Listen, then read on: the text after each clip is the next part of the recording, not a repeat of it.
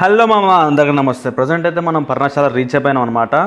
సీతమ్మ తల్లి దాహం తీర్చడానికి లక్ష్మణుడు బాణం వేసి ఈ యొక్క వాగును ఏర్పాటు చేశాడని చరిత్ర చెప్తుంది. అంతేకాకుండా సీతమ్మ తల్లి స్నానం చేసి తన చీరలను ఆరబెట్టుకున్న స్థలం ఇది. అందుకే సీతమ్మ తల్లి నారా చీరలు అని పేరు వచ్చింది. ప్రజెంట్ అయితే ఈ వాగులో వాటర్ లేవు మామ.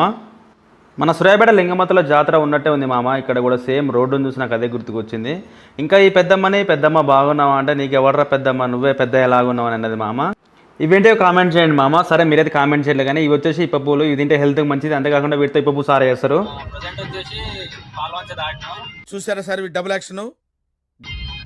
వెళ్తున్నాం ఇంకా ఇక్కడ నుంచి సూర్యాపేట 140 కిలోమీటర్స్ ఉంది.